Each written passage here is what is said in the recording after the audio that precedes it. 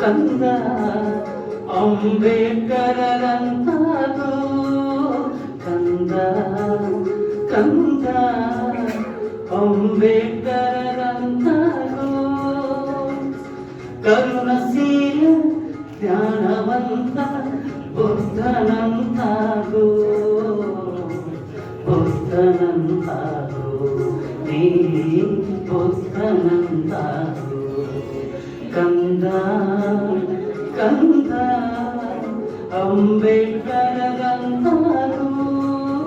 ಕಂದ ಕಂದ ಅಂಬೇಡ್ಕರರಂತಾಗೋ ಕಂದ ಅಂಬೇಡ್ಕರರಂತಾಗೋ ಕಂದ ಕಂದ ಅಂಬೇಡ್ಕರರಂತಾಗೋ.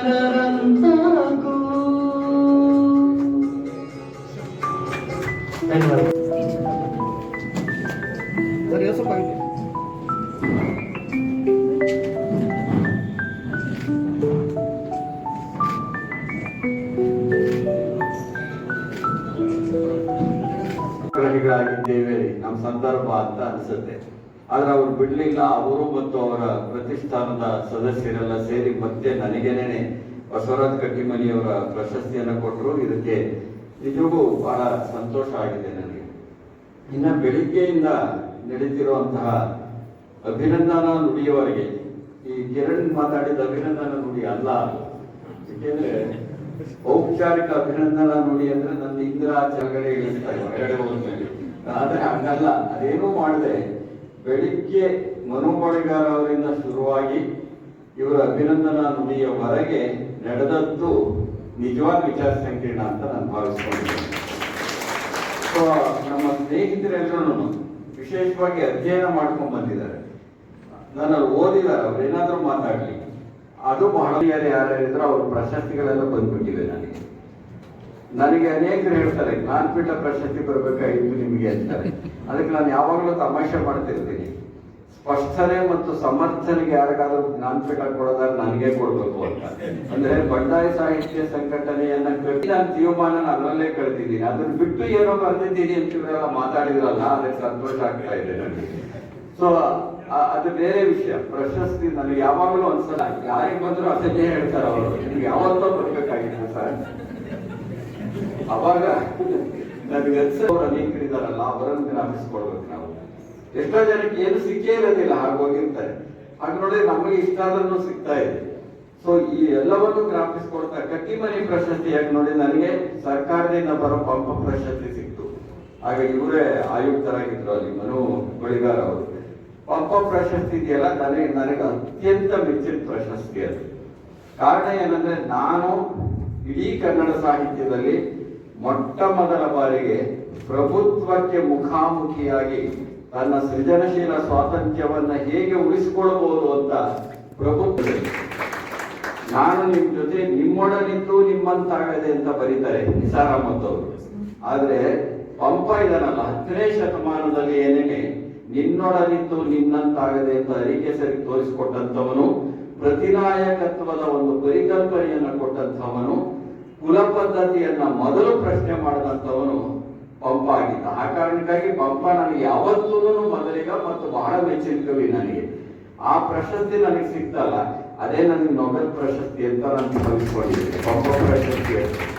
ಇನ್ನು ನೃಪತುಂಗ ಪ್ರಶಸ್ತಿ, ಅದು BMTC ಅವರು ಕೊಟ್ಟ ಹಣದಲ್ಲಿ ಸಾಹಿತ್ಯ ಪರಿಷತ್ನವರು ಕೊಡುವಂತಹ ಪ್ರಶಸ್ತಿ. ಅದರ ನಂತರದಲ್ಲಿ ಬಂದಿರುವಂತಹ ಈ ಖಾಸಗಿ ಪ್ರಶಸ್ತಿಗಳಿದಾವಲ್ಲ, ನೀವು ನೋಡಿ ಏನೇನ್ ಸಿಕ್ಕಿದೆ ಅಂತ ಒಂದು ಸುಮ್ಮನೆ ಪಟ್ಟಿ ಕೊಡಕ್ಕೆ ಇಷ್ಟಪಡ್ತೀನಿ ನಾನು ಈ ಸಂದರ್ಭದಲ್ಲಿ. ಯಾಕೆಂದ್ರೆ ನನಗೆ ಅವೆಲ್ಲ ನನಗೆ ಬಂದಿವೆ ಅಂತ ಅಂದ್ರೆ ನನ್ನನ್ನು ಸರಿಯಾಗಿ ಕೊಡಿಸಿದ್ದಾರೆ ಅವರು ಅಂತ. ಅಂದ್ರೆ ಈ ಪ್ರಗತಿಪರ ವಿಚಾರಧಾರೆಗೆ ಕೊಟ್ಟಂತ ಪ್ರಶಸ್ತಿ ನನಗಲ್ಲ. ಈ ವಿಚಾರಧಾರೆ ಒಂದೇನು ಇದೆ ಅವತ್ತಿನಿಂದ ಇವತ್ತಿನವರೆಗೆ ಅಂತದೊಂದು ವಿಚಾರಧಾರೆಗೆ ಸಿಕ್ಕಿದ ಪ್ರಶಸ್ತಿ ಅಂತ ಭಾವಿಸ್ಕೊಂಡಿದ್ದೇನೆ. ಈ ಬಸವರಾಜ್ ಕಟ್ಟಿಮನಿ ಪ್ರಶಸ್ತಿ ಅದರ ಮುಂದುವರೆದ ಭಾಗ ಇದು. ಆಮೇಲೆ ಕಟ್ಟಿಮನಿ ಅವ್ರಿಗೆ ಸಿಕ್ಕ ಪ್ರಶಸ್ತಿ ಇದೆಯಲ್ಲ, ವಿಶೇಷವಾದ ಯಾಕೆ ಅಂತಂದ್ರೆ ನನ್ನಂತವರು ಪ್ರಗತಿಶೀಲ ಸಾಹಿತ್ಯದಿಂದ ಸಾಕಷ್ಟು ಪ್ರಭಾವಿತರಾಗಿರ್ತಕ್ಕಂಥವ್ರು.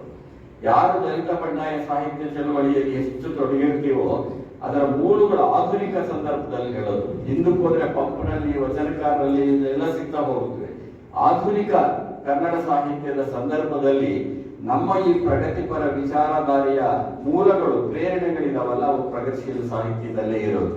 ಹಾಗಾಗಿ ಅವರಲ್ಲಿ ನಾವೆಲ್ಲ ಆನಂದ ವಿಶೇಷವಾಗಿ ನನ್ನಂಥವ್ರು, ಬಸವರಾಜ್ ಕಟ್ಟಿಮನಿ ಅವರನ್ನ, ನಿರಂಜನ ಅವರನ್ನ, ಇವರೆಲ್ಲ ಓದ್ಕೊಂಡು ಬೆಳೆದಂಥವ್ರು ನನ್ನಂಥವ್ರು.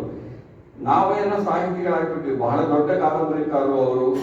ಈ ಪ್ರಶಸ್ತಿ ಸ್ವೀಕರಿಸಿದ ನನಗೆ ಬಹಳ ಸಂತೋಷ ಆಗುತ್ತೆ. ಇವೆಲ್ಲ ಸರಿ, ಆದ್ರೆ ಇವರೆಲ್ಲ ಮಾತಾಡಿದ್ರಲ್ಲ, ನನಗೆ ಇವತ್ತು ಒಂಥರದ ವಿಸ್ಮಯ ಅಂತ ಅನ್ನಿಸ್ತಿದೆ. ನಿಜ ಬೇರೆ ವಿಷಯ. ಆದ್ರೆ ಇಷ್ಟು ಜನ ಈ ತರ ಒಂದು ಗುರುತಿಸ ಬಂದಿದಾರಲ್ಲ, ಈ ಕೊಟ್ಟನಲ್ಲ, ಅದೇ ಹೆಚ್ಚು ಸಂತೋಷ ನನಗೆ. ಅದು ನನಗೆ ಈ ತರದ ಪೂರ್ವಾಗ್ರಹಗಳಿದ್ದಾಗ ಎಷ್ಟೋ ಜನ ಬೆಳೆಯೋದನ್ನ ತಪ್ಪಿಸುತ್ತೆ. ನನ್ನಂತವರು ಸ್ವಲ್ಪ ಬಂಡದೈರ್ಯ ಮಾಡ್ತೀವಿ ನಾವು. ಏಕೆಂದ್ರೆ ನಾನು ಬರೀತೀನಿ ಅಂತ ಭಾವಿಸ್ತವನೇ ಅಲ್ಲ ನಾನು. ನಿಜ ಹೇಳೋದಾದ್ರೆ ಇಷ್ಟೆಲ್ಲ ಒಳ್ಳೆ ಮಾತು ಕೇಳ್ತೀನಿ ಅಂತ ಅಂದ್ಕೊಂಡು ಬೆಳಗಾವಿ ಬರ್ಲಿಲ್ಲ ನಾನು. ನಿಜ ಹೇಳೋದಾದ್ರೆ ಬೆಳಗಾವಿಲಿ ಒಳ್ಳೆ ಸ್ನೇಹಿತರಿದ್ದಾರೆ ನನಗೆ ಬೆಳಗಾವಿನಲ್ಲಿ. ಆದ್ರೆ ಇದೆಲ್ಲ ಹೇಗೆ ಸಾಧ್ಯ ಆಯ್ತು? ನಾನು ಒಬ್ಬ ಸಾಹಿತಿ ಆಗ್ತೀನಿ ಅಂತ ಅನ್ಸಿದ್ದಲ್ಲ, ಆದ್ರೆ ಒಳ್ಳೆ ಓದ್ತಕ್ಕಂಥವ್ನು, ಅಂದ್ರೆ ಶಿಕ್ಷಣ ಪಡಿಬೇಕು ಅಂತ ಅನ್ಸಿತ್ತು. ಶಿಕ್ಷಣ ನನ್ನ ಅಸ್ಮಿತೆಯನ್ನ, ನನ್ನ ಗುರುಸನ್ನ ಹೆಚ್ಚಿಸುತ್ತೆ ಅಂತ ಅನಿಸಿತ್ತು ನನಗೆ. ನಾನು ಅನೇಕ ಸಂದರ್ಭಗಳಲ್ಲಿ ಹೇಳಿದ್ದೀನಿ, ನನ್ನ ಬರವಣಿಗೆಗೆ ಮೂಲ ಕಾರಣ ಯಾರು ಅಂದ್ರೆ ರವೀಂದ್ರನಾಥ್ ಠಾಗೂರ್ ಅವರು. ರವೀಂದ್ರನಾಥ್ ಠಾಗೂರ್ ಅವರನ್ನ ನಾನೇನು ನೋಡಿಲ್ಲ ನಾನು. ಆದ್ರೆ ನಾನು 8ನೇ ತರಗತಿ ಓದ್ತಿರುವಾಗ ಅವ್ರದ್ದೊಂದು ಉಪಪರೀಕ್ಷೆ ಇತ್ತು, ನನ್ನ ಬಾಲ್ಯ ಅಂತ ಅದರ ಹೆಸರು. ಅದರಲ್ಲಿ ರವೀಂದ್ರನಾಥ್ ಠಾಗೂರ್ ಅವರು ಕವಿತೆ ಬರೆದು ತರಗತಿಗೆ ಓದ್ತಾರೆ. ಓದಿದಾಗ ಹುಡುಗರೆಲ್ಲ ಚಪ್ಪಾಳೆ ತರ್ತಾರೆ, ಮೇಷ್ಟ್ರು ಮೆಚ್ಕೊಳ್ತಾರೆ. ಆಮೇಲೆ ಚಿತ್ರಗಳನ್ನು ಬಿಡಿಸ್ತಾರೆ, ಅದನ್ನ ಮೇಷ್ಟ್ರುಗಳು ಮೆಚ್ಕೋತಾರೆ. ನನಗೆ ಅನ್ಸಕ್ಕೆ ಶುರುವಾಯ್ತು, ಮೇಷ್ಟ್ರಿಂದ ಮೆಚ್ಚುಗೆ ಪಡೆಯೋದು ಹೇಗೆ, ಹುಡುಗರಿಂದ ಚಪ್ಪಾಳೆ ಬಿಡಿಸೋದು ಹೇಗೆ? ನಾನು ನಮ್ಮ ಊರಲ್ಲಿ ನಂದೊಂದು ಇದೆಯಪ್ಪ ಅಸ್ತಿತ್ವ. ನಮಗೆ ಯಾವ ಸಾಮಾಜಿಕವಾದ ಬೆಂಬಲ ಇಲ್ಲ, ಆರ್ಥಿಕವಾದ ಬೆಂಬಲ ಮೊದಲೇ ಇಲ್ಲ. ಹಾಗಾಗಿ ನನ್ನ ಕುರಿತು ನನ್ನ ಊರಲ್ಲಿ ಹೇಗೆ ಸಾಧ್ಯ ಆಗುತ್ತೆ ಅಂತ ಅನ್ನಿಸಿದಾಗ ನನಗನ್ನಿಸ್ತು, ಆ ಠಾಗೂರು ಆಗರ್ಭ ಶ್ರೀಮಂತರು, ನಾನು ಆಗರ್ಭ ಬಡವ. ಆದ್ರೆ ಬಡವನು ಯಾಕೆ ಬರಿಬಾರ್ದು? ಕಳಬಡವ ಅಲ್ಲ, ಆದ್ರೆ ಬಡವ ಯಾಕೆ ಬರಿಬಾರ್ದು? ಈ ಚಾಲೆಂಜ್ ಅನ್ನು ಹುಟ್ಟಿಸಿದ್ದೇನೆ ರವೀಂದ್ರನಾಥ್ ಠಾಗೂರ್ ನನಗೆ. ಅವರಂತೆ ನಾನು ಯಾಕೆ ಆಗೋ, ಅವರಂತೆ ಆಗಿದ್ದೀನಿ ಅಂತಲ್ಲ, ನಾನು ಬರೆಯೋಕ್ ಸಾಧ್ಯ. ಆದ್ರೆ ಹೇಗೆ ಬರೆಯೋಕ್ ಸಾಧ್ಯ? ಅವಾಗ ಅನಿಸಿದ್ದು, ಓಹಿಲೇಶ್ವರ ಅಂತ ಒಂದು ಸಿನಿಮಾ ಬಂದಿತ್ತು. ನಾಟಕಕಾರ ಅನ್ಬಾರ್ದು ಅಂದಿದ್ದಾರೆ ನಿಮ್ಮನ್ನು ಯಾರೋ ಬೆಳಿಗ್ಗೆ. ನಾಟಕ ರಚನಕಾರರಾದ ಚೌಳಿಯವರೇ, ರವೀಂದ್ರ ಕಲಾಕ್ಷೇತ್ರದ ಮೆಟ್ಲತ್ಬೇಕಾದ್ರೆ ನಾನು ಮೇಷ್ಟ್ರಾಗಿದ್ದಾಗಲೂ ಕಾಲು ನಡುತ್ತಾ ಇತ್ತು ನನಗೆ. ಆದ್ರೆ ಆ ಕೀಳರ ಮೇಲೆ ನಾವು ನರಳ್ತಾ ಇದ್ವಿ. ಕಾರಣ ಏನಂತಂದ್ರೆ, ಅದು ನವ್ಯ ಕಾವ್ಯದ ಬಹಳ ಪ್ರಖರವಾದ ಕಾಲದ ಒಳಗಡೆ ರವೀಂದ್ರ ಕಲಾಕ್ಷೇತ್ರದ ಹೋಗ್ತಾ ಇದ್ರೆ ಅಲ್ಲಿ ಜುಬ್ಬ ಮತ್ತು ಪ್ಯಾಂಟು. ನಮ್ಮ ಕಲ್ಪನೆ ಏನಪ್ಪಾ ಅಂದ್ರೆ, ಜುಬ್ಬ ಆದ್ರೆ ಪೈಜಾಮ ಹಾಕ್ಬೇಕು ಅಂತ ನಮ್ ಕಲ್ಪನೆ ಇದ್ದಿದ್ದು. ಇಲ್ಲ, ಪಂಚೆ ಉಟ್ಕೋಬೇಕು. ಅದ್ರಲ್ಲಿ ಜುಬ್ಬಕ್ಕೆ ಪ್ಯಾಂಟ್ ಹಾಕಿರೋರು, ಕುರ್ಚಿಲು ಗಡ್ಡ ಬಿಟ್ಟಿರೋರು, ಬಗಲ ಚೀಲ ಹಾಕಿರೋರು, ಕೈಯಲ್ಲಿ ಒಂದು ಸಿಗರೇಟ್ ಇಟ್ಕೊಂಡಿರೋರು, ಇವನ್ನೆಲ್ಲ ನೋಡಿದ್ರು ನಮ್ಮವರಲ್ಲ ಅನ್ನಿಸ್ತಾ ಇತ್ತು ನನಗೆ. ಅಂದ್ರೆ ನಮ್ಮವರಲ್ಲದ ಒಂದು ವಾತಾವರಣವನ್ನು ನೋಡ್ತಾ ಹೆಂಗಿದ್ರಲ್ಲೂ ಒಂದಾಗೋದು. ನಾನು ಮೇಷ್ಟ್ರಾದ ಕಲಾಕ್ಷೇತ್ರದಲ್ಲಿ ಪ್ರತಿ ನಾಟಕ ನೋಡ್ತಿದ್ದೆ, ಆಗ ಮನೆ ಸೀಟಲ್ಲಿ ನೋಡ್ತಿದ್ದೆ. ನೋಡಿದ ಕೂಡಲೇ ವಾಟ್ ಬಂದ್ಬಿಡ್ತಿದ್ದೆ, ಯಾರನ್ನ ಮಾತಾಡ್ಸಕ್ಕಾಗಲ್ಲ ಅಂತ. ಹೀಗೆ ಬೆಳೆದ ಹುಡುಗ ನಾನು. ಅಂದ್ರೆ ಗುರುತಿಸ್ಕೊಳ್ಬೇಕು ಅಥವಾ ಏನನ್ನಾದ್ರೂ ರಚಿಸೋದ್ರ ಮುಖಾಂತರ ಗುರುತಿಸ್ಕೊಳ್ಬೇಕು ಅಂತ ಬೆಳೀತಾ ಆ ಕೀಳರಿಮೆಯನ್ನ ಮೀರಿ ಬೆಳೆಯೋದಿದೆಯಲ್ಲ, ಅದೇ ನನ್ನಂತವ್ರು ಒಂದು ಮೀರಿ ಬೆಳೆಯೋದನ್ನ ಕಲಿಸ್ಕೊಟ್ಟಿದೆ ನಮಗೆ. ಹಾಗಾಗಿ ನಾನು ಯಾವತ್ತೂ ಸಾಹಿತ್ಯ ಸಮ್ಮೇಳನದ ಅಧ್ಯಕ್ಷ ಅಂತ ದೆಹಲಿಯಲ್ಲಿ ನಡೆದಂತ ಕಾರ್ಯಕಾರಿ ಸಮಿತಿ, ನೀವು ಇದ್ರೆ ಲಿಂಗರಾಜ್ ಇದ್ರು ಅವಾಗ ಇವರು ಮನು ಬಳಿಗಾರ ಇದ್ದಿದ್ದು. ಆಗ ಘೋಷಣೆ ಮಾಡಿದಾಗ ನನಗೆ ಪ್ರಜಾವಾಣಿಯವರು ಒಂದು ಪ್ರಶ್ನೆ ಕೇಳಿದಾಗ ನಾನು ಹೇಳಿದ್ದಿಷ್ಟೇನೇನೆ ಅವರಿಗೆ, ನಾನು ಮೊದಲಿಗೆ ಜ್ಞಾಪಿಸ್ಕೊಳ್ಳೋದು ನನ್ನನ್ನು ಶಾಲೆಗೆ ಸೇರಿಸಿದ ತಾಯಿ ತಂದೆಯವರನ್ನ, ಅಕ್ಷರ ಕಲಿಸಿದ ಗುರುಗಳನ್ನ ಅಂತ ಹೇಳಿ. ಯಾಕಂದ್ರೆ ಇಬ್ಬರೇನೆ, ನಿರಂಜನ ಕಟ್ಟಿಮನಿಯವರು, ಬಸವರಾಜ್ ಕಟ್ಟಿಮನಿ ಮತ್ತು ನಿರಂಜನ ಕಡೆಯವರೆಗೂ ಪ್ರಗತಿಶೀಲ ಸಾಹಿತ್ಯದ ಮೂಲ ಆಶಯಗಳೇನಿದ್ದು ಅದನ್ನ ಕಾಪಾಡಿಕೊಂಡು ಬಂದಂಥವ್ರು. ಅನಾಕ್ರು ಅವರು ಬಹಳ ದೊಡ್ಡ ವಿದ್ವಾಂಸರು, ನನಗೆ ಬಹಳ ಪ್ರಿಯವಾದವರು. ಇವರೆಲ್ಲ ಬರೆದದ್ದನ್ನ ಏನ್ ಕರೆದ್ರು ಕನ್ನಡ ಸಾಹಿತ್ಯದಲ್ಲಿ ಜನಪ್ರಿಯ ಸಾಹಿತ್ಯ ಅಂತ ಟ್ಯಾಗ್ ಮಾಡಿದ್ರು. ಅದಕ್ಕೆ ಹೇಳಿದ್ರು ವಿಮರ್ಶಕರು ಹೇಗಿರ್ತಾರೆ ಅಂದ್ರೆ, ತ್ರಿವೇಣಿ ಜನಪ್ರಿಯ, ಹೌದಪ್ಪ ಜನಪ್ರಿಯನೇ, MK ಪದ ಜನಪ್ರಿಯ. ಹಾಗಾದ್ರೆ ಓದಿಲ್ವ ನಾವು? ನಾನು ಇವತ್ತು ಹೇಳ್ತೀನಿ, ನಾನು ಕುವೆಂಪುನ ಅರ್ಥ ಮಾಡ್ಕೊಂಡಿದ್ರೆ, ಅಡಿಗರನ್ನ ಅರ್ಥ ಮಾಡ್ಕೊಂಡಿದ್ರೆ, ಅಥವಾ ಬೇರೆ ಬೇರೆಯವರನ್ನೆಲ್ಲ ಅರ್ಥ ಮಾಡ್ಕೊಂಡಿದ್ರೆ ಅದಕ್ಕೆ ಮೂಲ ಕಾರಣ ಕನ್ನಡದಲ್ಲಿ ಬರೆದಂತಹ ಈ ಜನಪ್ರಿಯ ಕಾದಂಬರಿಕಾರರು, ಪ್ರಗತಿಶೀಲ ಸಾಹಿತ್ಯದವರು ಮಹಿಳಾ ಕಾದಂಬರಿಕಾರರೇ ಬಹಳ ಮುಖ್ಯ. ನನಗೆ ಅವರನ್ನು ನಿರ್ಲಕ್ಷಿಸಲಾಗಿದೆ. ಮಹಿಳಾ ಕಾದಂಬರಿಕಾರರು, ಮಹಿಳೆಯರು ಬರೆದವಲ್ಲ MK ಇವರು ಬಹಳ ತೆಳುವಾಗಿ ಬರೀತಾರೆ ಅಂತಾರೆ. ನೀವು ಅವ್ರಿಗೆ ಕೊಟ್ಟ ಅನುಭವನೇ ತೆಳುವು. ನೀವು ಹುಡುಕ್ಬೇಕಾಗಿರೋದು ಸಮಾಜದ ಒಳಗಡೆ ಅದರ ಕಾರಣಗಳನ್ನ. ಇವೇನ್ ಕೊಟ್ಟಿದ್ದೀರಿ ಮಹಿಳೆಯರಿಗೆ? ಒಂದು ಕಾಲದಲ್ಲಿ ಒಬ್ಬ ದೊಡ್ಡ ವಿಮರ್ಶಕರು, ಅವ್ರು ಇವತ್ತಿಲ್ಲ, ಇಲ್ವಾದ್ರಿಂದ ಅವ್ರ ಹೆಸರು ಹೇಳ್ತಿಲ್ಲ, ನಾನು ಇದ್ದಿದ್ರೆ ಅವ್ರ ಹೆಸರು ಹೇಳ್ತಿದ್ದೆ. ಯಾಕೆಂದ್ರೆ ಮತ್ ಬಂದು ಕೊಡಕ್ಕಾಗಲ್ಲ ನೋಡಿ ಅವರು. ಹಾಗಾಗಿ ಅವ್ರು ಹೇಳಿದ್ರು ಮಹಿಳೆಯರೆಲ್ಲ ಅಡಿಗೆ ಮನೆ ಸಾಹಿತ್ಯ ಬರೀತಾರೆ ಅಂತ. ಅವರು ನವ್ಯ ಸಾಹಿತಿಯಾಗಿದ್ರು. ಅವಾಗ ನಾನು ಉತ್ತರ ಕೊಟ್ಟೆ, ಏನಂದ್ರೆ ಆಯ್ತಪ್ಪ, ಸ್ವಲ್ಪ ಹೊರಟು ಉತ್ತರ ಇರ್ಬೋದು ಇದು. ಮಹಿಳೆಯರನ್ನ ಅಡಿಗೆ ಮನೆ ಸಾಹಿತ್ಯ ಬರೀತಾರೆ ಅಂತಿದ್ದೀರಲ್ಲ, ನೀವೆಲ್ಲ ಮಲಗ ಮನೆ ಸಾಹಿತ್ಯ ಬರೀತಿದ್ದೀರಿ ಅಂತ. ನವ್ಯ ಸಾಹಿತ್ಯದಲ್ಲಿ ಅಂದ್ರೆ ಮಹಿಳೆಯರು ಬರೆದಿದ್ದೆಲ್ಲ ಅತ್ಯುತ್ತಮವಾದದ್ದು, ಪ್ರಗತಿಶೀಲರು ಬರೆದಿದ್ದೆಲ್ಲ ಅತ್ಯುತ್ತಮವಾದದ್ದು, ಅನಾಥರು ಬರೆದ 110 ಕಾದಂಬರಿಗಳು ಓದ್ತಿರ್ತಾವ, ಅದೆಲ್ಲ ಪ್ರಶ್ನೆ. ಆದ್ರೆ ಅವರೆಲ್ಲ ನನ್ನಂತನ್ನು ಓದೋದು ಕಲಿಸಿದ್ರು, ವಾಚನಾಭಿರುಚಿಯನ್ನು ಬೆಳೆಸಿದ್ರು. ಎಲ್ಲಿ ಕನ್ನಡ ವಿಮರ್ಶೆ ಸೋತೋಯ್ತು ಅಂತ ಅಂದ್ರೆ, ಸಾಹಿತ್ಯ ರಚನೆಗೂ ಸಹ ಬೇರೆ ಬೇರೆ ಹಂತದ ಒಂದು ಕೆಲಸಗಳು, ಜವಾಬ್ದಾರಿಗಳನ್ನು ನಿರ್ವಹಿಸ್ತಾ ಇರುತ್ತವೆ. ಅವು ಕಂಪನಿ ನಾಟಕಗಳನ್ನ ನಿರಾಕರಿಸಿಬಿಡ್ತೀರ ನೀವು. ಕಂಪನಿ ನಾಟಕಗಳು ಒಂದು ಹಂತ, ಆನಂತರ ಬಂದ ನವ್ಯ ನಾಟಕಗಳು ಒಂದು ಹಂತ, ಆನಂತರ ಸಮುದಾಯದಂತ ಸಂಘಟನೆಗಳು ಇತ್ಯಾದಿಗಳು ತಂದಿದ್ದು ಒಂದು ಹಂತ. ಇದೊಂದು ವಿಕಾಸ ಆಗ್ತಾ ಇರುತ್ತೆ, ಬೇರೆ ಬೇರೆ ಸ್ಥಿತ್ಯಂತರಗಳ ಮುಖಾಂತರ ಬೆಳೀತಾ ಇರುತ್ತೆ. ಆ ಜನಪ್ರಿಯ ಶೈಲಿಯಲ್ಲಿ ಹೇಳಿದ್ರು ಅನ್ನೋದು ನಿಜ, ಆ ಜನಕ್ಕೆ ತಲುಪಿದ್ರು ಅನ್ನೋದು ನಿಜ. ಆದರೆ ಅವರು ಮಾಡಿದ ಕೆಲಸ ಇದೆಯಲ್ಲ, ಅದನ್ನ ನಾವು ಗುರುತಿಸ್ಬೇಕು. ಅದೂ ಸಹ ಕನ್ನಡ ಸಾಹಿತ್ಯ ಪರಂಪರೆಯನ್ನ ಬೆಳೆಸಿದಂತಹ ಬಹು ಮುಖ್ಯ ಒಂದು ಘಟ್ಟ ಆಗಿತ್ತು. ಅದೇ ತರದ ವಿಚಾರಧಾರೆ ನಾವು ಮಾಡ್ತಿದೀವಲ್ಲ ಇವತ್ತು, ನನ್ನಂತವ್ರು ಮಾಡ್ತಾ ಇದ್ದೀವಲ್ಲ. ಅದಕ್ಕೆ ಕಟ್ಟಿಮನಿ ಪ್ರಶಸ್ತಿ ನನಗೆ ಬಹಳ ದೊಡ್ಡದು ಅಂತ ಅನಿಸ್ತಕ್ಕಂಥದ್ದು. ಕಟ್ಟಿಮನಿ ಪ್ರಶಸ್ತಿ ದೊಡ್ಡದು ನನಗೆ. ಅನಾಕೃಷ್ಣರಾಯರ್ ಪ್ರಶಸ್ತಿ ಅಷ್ಟೇನೆ. ಅನಾಕೃಷ್ಣರಾಯರ್ ಪ್ರಶಸ್ತಿ ಕೊಟ್ಟಾಗ 3 ಜನಕ್ಕೆ, ಆಮೇಲೆ ಅವ್ರ ವಿಚಾರಧಾರೆ ಅಥವಾ ನನ್ನ ವಿಚಾರಧಾರೆ ಸ್ವಲ್ಪ ಬದಲಾಗಿರ್ಬೋದು. ನಾವು ಸ್ನೇಹ ಬಿಟ್ಕೊಟ್ಟಿರ್ಲಿಲ್ಲ. ನನ್ನ ಕವನ ಸಂಕಲನಕ್ಕೆ ಮುಖಪುಟ ಬರೆದವರು HS ವೆಂಕಟೇಶ್. ಸೊ ಈ ಸಂಬಂಧ ಇತ್ತು. ಅದನ್ನೇ ನಾನು ಯಾವಾಗ ಹೇಳೋದು, ನಿಜವಾದ ಪ್ರಜಾಪ್ರಭುತ್ವ ಯಾವುದು ಅಂತಂದ್ರೆ ಭಿನ್ನಾಭಿಪ್ರಾಯಗಳ ನಡುವೆಯೇ ಸ್ನೇಹದಿಂದ ಬದುಕೋದು ಪ್ರಜಾಪ್ರಭುತ್ವ. ಭಿನ್ನಾಭಿಪ್ರಾಯಗಳ ನಡುವೆ ಮೂಲಭೂತ ಸೈದ್ಧಾಂತಿಕ ವ್ಯತ್ಯಾಸಗಳಿದ್ರೆ ನೀವು ರಾಜಿ ಆಗಬೇಕಾಗಿಲ್ಲ. ಮೂಲಭೂತವಾಗಿ ನೀವು ಆ ತುದಿಲಿ ಇರ್ತೀರಲ್ಲೋ, ನಾನು ಈ ತುದಿಲಿ ಇರ್ತೀನಿ, ನಾವಿಬ್ಬರು ಸೇರಿಕೆ ಆಗೋದಿಲ್ಲ ಅಂತ ತಿಳ್ಕೊಳ್ಳಿ. ಆದ್ರೆ ಸಣ್ಣ ಪುಟ್ಟ ವ್ಯತ್ಯಾಸಗಳು ಇರಬೇಕು ಸರ್.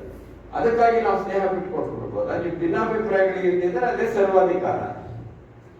ಅದರಿಂದ ಆ ಥರ ಇದ್ದದ್ದು. ಈ ವಾತಾವರಣ ಹೇಗಾಗಿದೆ ಅದನ್ನು ಕಿರಣ್ ಚೆನ್ನಾಗಿ ಹೇಳ್ತಾ ಇದ್ರು. ಅಂತರ ಹೊರಗಡೆ ಬರೋದು ಹೇಗೆ? ನಮ್ಮ ಮೂಲ ಆಶಯಗಳನ್ನ, ತಾತ್ವಿಕತೆಯನ್ನು ಉಳಿಸಿಕೊಂಡು ಗಟ್ಟಿಯಾಗಿ ನಿಂತು ನಮ್ಮ ಸ್ನೇಹಗಳನ್ನು ಬಿಟ್ಕೊಡದೆ ಬದುಕೋದಿದೆಯಲ್ಲ, ಅದು ಇವತ್ತು ಮನುಷ್ಯ ಸಂಬಂಧಕ್ಕೆ ಬಹಳ ಬೇಕಾಗಿರ್ತಕ್ಕಂಥದ್ದು. ಯಾವುದೇ ಒಂದು ಸಿದ್ಧಾಂತ ನನ್ನ ಅಭಿಪ್ರಾಯದೊಳಗಡೆ ಮನುಷ್ಯ ಸಂಬಂಧ ಗಾಢವಾಗದೆ ಸಿದ್ಧಾಂತಗಳನ್ನ ತಲುಪಿಸೋಕೆ ಸಾಧ್ಯ ಇಲ್ಲ ಅಂತ ದೃಢವಾಗಿ ನಂಬದಂತವ್ನ. ನಿಮ್ ಜೊತೆ ಚೆನ್ನಾಗಿರಕ್ ಸಾಧ್ಯ ಆಗದಿದ್ರೆ ನನ್ನ ವಿಚಾರ ನಿಮ್ಗೆ ಹೆಂಗ್ ತಿಳಿಸಕ್ ಸಾಧ್ಯ? ವೇದಿಕೆ ಮೇಲೆ ಹೀರೋಗಳಾಗ್ಬಿಡ್ಬೋದು. ಇವತ್ತು ಹೀರೋಗಳು ಜಾಸ್ತಿ, ನಾಯಕರ ಕಡಿಮೆ. ಹೀರೋಗಳು ಬಹಳ ಜನ ಇದ್ದಾರೆ. ಹೀರೋ ಬೇರೆ, ನಾಯಕತ್ವನೇ ಬೇರೆ. ಲೀಡರ್ಶಿಪ್ ಅನ್ನೋದು ಬೇರೆ, ಹೀರೋಯಿಸಮ್ ಅನ್ನೋದು ಬೇರೆ. ಒಬ್ಬ ನಿಜವಾದ ನಾಯಕತ್ವ ಇದೆಯಲ್ಲ, ತನ್ನ ವಿಚಾರಧಾರೆಯನ್ನು ಎಷ್ಟು ಜನಕ್ಕೆ ತಲುಪಿಸಬಲ್ಲೆ ಅಂತ ಯೋಚಿಸುತ್ತೆ. ಅದು ಅವರು ತಲುಪಿಸೋದ್ರ ಮುಖಾಂತರ ಒಂದು ಸಂವಾದವನ್ನು ಹೇಗೆ ನಡೆಸಬಲ್ಲೆ ಅಂತ ಹೇಳುತ್ತೆ. ಆ ಸಂವಾದ ಸಂಸ್ಕೃತಿ ನಾಶವಾಗ್ತಿರೋ ಸಂದರ್ಭದ ಒಳಗಡೆ ನಮ್ಗೆ ಇದೆ. ಅದು ನಾಶವಾಗ್ತಾ ಇದೆ ಸಂವಾದ ಸಂಸ್ಕೃತಿ. ಬೆಳಿಗ್ಗೆ ವಿನಯ್ ಅವರು ಮಾತಾಡ್ತಾ ನೆಹರು ಅವರ ಉದಾಹರಣೆ ಕೊಟ್ಟರು, ನಾನೇ ಬರೆದದ್ದು. ಅದರ ಮುಂದುವರೆದ ಇನ್ನೊಂದಿದೆ. ಲೋಹಿಯಾ ಬಹಳ ಕೌಟುಂಬಿಕಕಾರ ನೆಹರುವಿಗೆ. ಆದರೆ ಅವರು ಸೋತಾಗ ವಿನಯ್ ಅವರು ಇದನ್ನು ಬೆಳಿಗ್ಗೆ ಹೇಳಿದ್ರು, ಇವತ್ತು ಲೋಕಸಭೆ ಅಪೂರ್ಣವಾಗಿದೆ ಅಂತ ಹೇಳಿದ್ರು. ಅದರ ಉಪಚುನಾವಣೆಯಲ್ಲಿ ಲೋಹಿಯಾ ಗೆದ್ದು ಬರ್ತಾರೆ. ಅವತ್ತು ನೆಹರು ಅವರು ಲೋಕಸಭೆಯಲ್ಲಿ ನಿಂತ್ಕೊಂಡು ಇವತ್ತು ಲೋಕಸಭೆ ಪೂರ್ಣವಾಗಿದೆ ಅಂತ ಅಂದ್ರೆ ತನ್ನನ್ನ ಕಟುವಾಗಿ ಎಷ್ಟು ಮಟ್ಟಿಗೆ ಕಟುವಾಗಿ ಟೀಕಿಸ್ತಿದ್ರು ಅಂದ್ರೆ ಈ ನೆಹರು ಡ್ರೆಸ್ ಇದೆಯಲ್ಲ ರಷ್ಯಾದಲ್ಲಿ ಇಸ್ತ್ರಿಯಾಗಿ ಬರುತ್ತೆ ಅಂತ ಹೇಳ್ತಿದ್ರು ರೋಹಿಯ, ಭಾರತದಲ್ಲಿ ಇಸ್ತ್ರಿ ಮಾಡಾರೆ ಇಲ್ಲ ಅಂದ್ಕೊಂಡು. ಸೊ ಅಷ್ಟರ ಮಟ್ಟಿಗೆ ಕಟುವಾಗಿ ಟೀಕಿಸ್ತಾ ಇದ್ರು.